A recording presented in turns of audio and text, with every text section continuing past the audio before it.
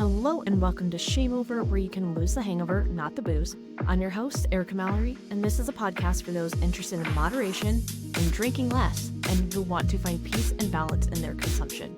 I am on this journey with you, and I am proof that you can drink less without going cold turkey or all out sober. If this sounds good to you, let's get started.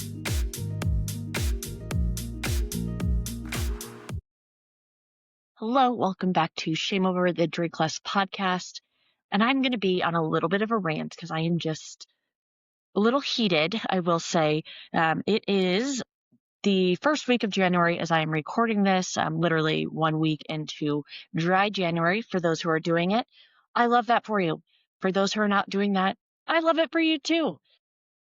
I am seeing so much out there, and granted, with the work that I do, a lot of people, not only that I follow, but most things that are pushed to me is sobriety focused, because almost nothing out there besides me is actually telling you that harm reduction matters, that there are different approaches, and sobriety is not the only option. It's not needed for everyone. It's not wanted by everyone, right? So I've had moments of this, and that's where I typically get off social media for a while. But this is a very important time for me to be on social media because so many people are doing dry January, dry-ish January, damp January, whatever you want to call it. It is so infuriating to me when people in the sober world are so unbelievably shaming to those of us who choose to still have alcohol in our life. I don't care if you're drinking alcohol once in a while, if it's a celebratory thing, if you're drinking daily. It is your relationship with alcohol and no one else's to shame you about it. If you don't have a healthy relationship with alcohol, you know that. You are probably listening to it because you're trying to be better. People in sobriety, they found their way and that looked like sobriety. Awesome. That is not the case for everyone. And I want you to know that. If you are struggling with alcohol use, with your consumption, and this can be consumption of anything. I typically am specific when talking about alcohol because that is one thing that really stood out for me. But before that, it was food. It was something that I used to cope, to feel better, to make myself feel good, to not feel, to all the things.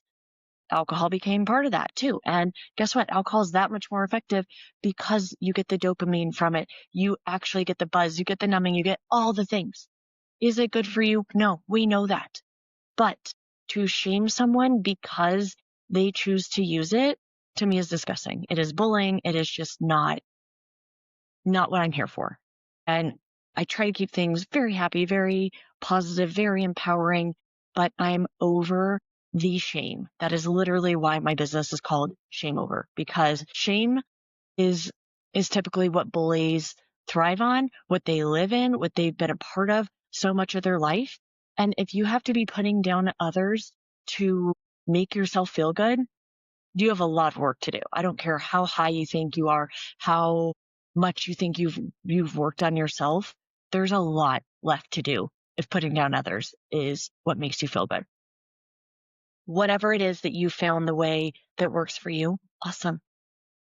We all know what's best for us. We have other people who can help guide us, who can inspire us and empower us to really dig in and understand that. But at the end of the day, we know what's best for us. We know if alcohol deserves a place in our life or not. We know if we're drinking too much, if we should maybe try pulling back the range, whether that looks like drinking less when we do drink, building in more dry or beef-free days, alcohol-free days, whether alcohol just does not need to be a place in our life. I know people in my life who absolutely should never touch alcohol. Plain and simple. I never wanted to get to that point where alcohol was, I couldn't be around it. I couldn't have a sip or I would go on a binger. So I decided to do the work, and now I'm helping others get to that exact same place so they don't need a rock bottom moment. Sobriety, again, it's great. It is not for everyone. If you had to hit rock bottom to find sobriety, you absolutely needed sobriety. You did. I will say, if you're honest with yourself, you probably had multiple rock bottom moments. We typically don't have one. I've never talked to one person who had a rock bottom moment that when I pressed them on it, that it was just one. It was a lot. It was multiple. I am here because I want fewer and fewer and fewer people to have a rock bottom moment or have several rock bottom moments. I am here because I want people to know that harm reduction is an option, that sobriety is not the only option. Sobriety is great. Again, I'm going to say that so many times as I already have. But if you don't do it right, all you are doing is shaming yourself to be sober. And there is a reason why AA does not release their progress, because they're as unsuccessful as every diet out there. So many people who get sober, how many times did you fail at getting sober to get sober? Right? So try harm reduction if that is more approachable for you. Again, some people need to pull it completely from their lives.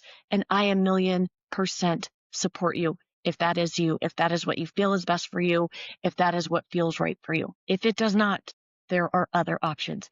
You can try a plethora of things to focus on harm reduction. And as you're doing this, to work not only on your relationship with alcohol, but that relationship that you have with yourself.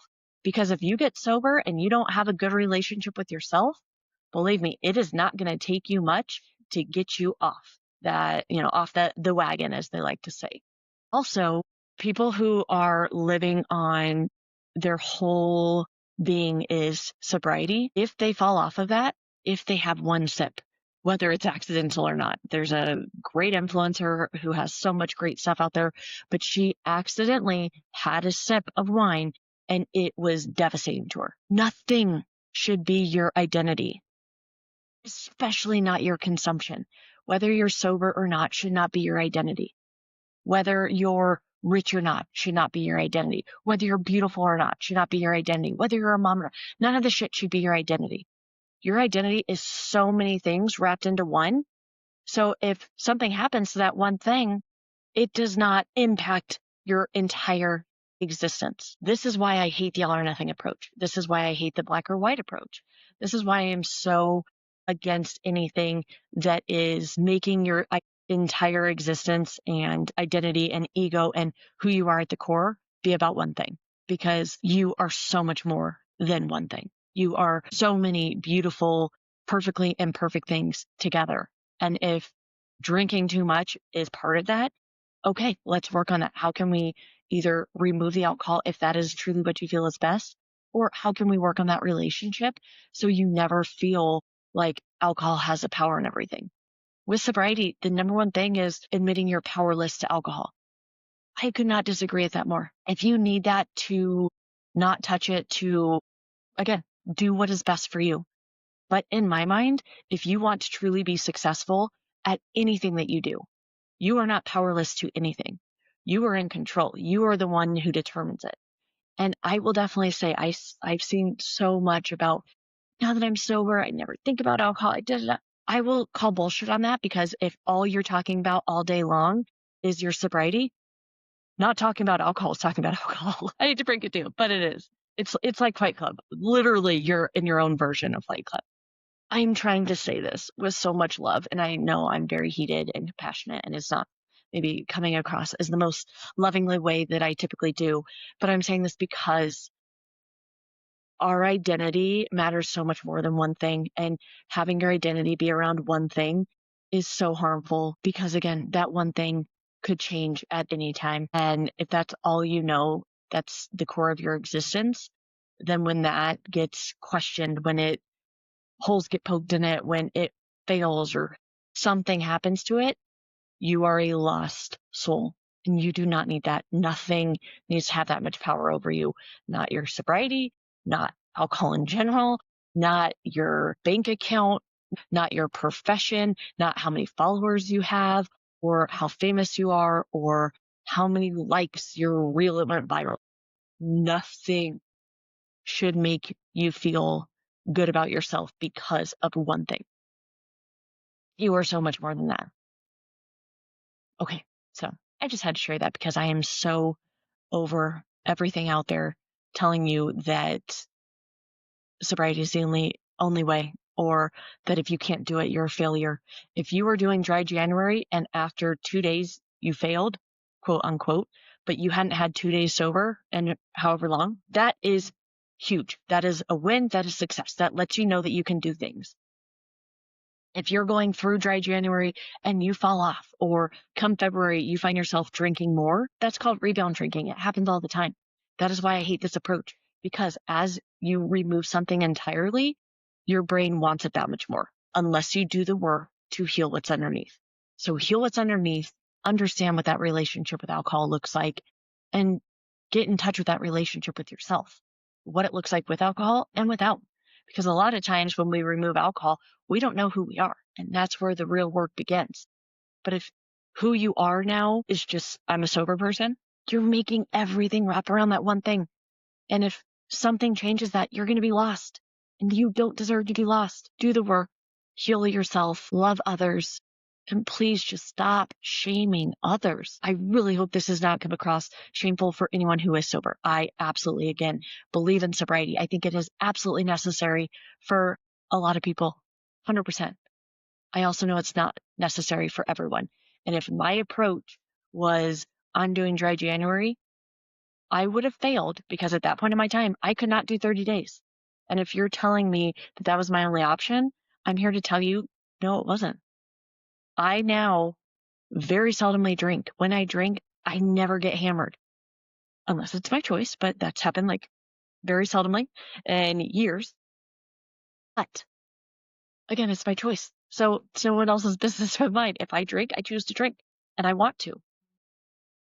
That should not determine my worth. It should not determine anything besides, this is a choice I'm making. I will live with the consequences, whatever those consequences are. Again, I'm saying this out of love because I want people to know that there are other options. And again, had I known that sobriety was my only option, I wouldn't be here today. I wouldn't be helping all of you to understand that there are ways to drink less, to have a better relationship with alcohol, so you never get to the rock bottom moment, so you never have to choose between never drinking again or dying.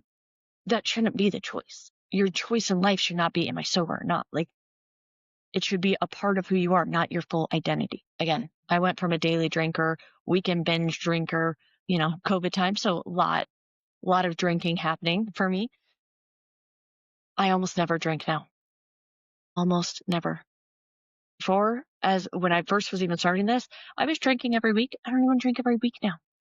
But the thing is, it doesn't matter how much I drink. It's the fact that I have a healthy relationship with alcohol, and I did it without getting sober, without shame, without putting that pressure that the all or nothing black and white mentality was the only way.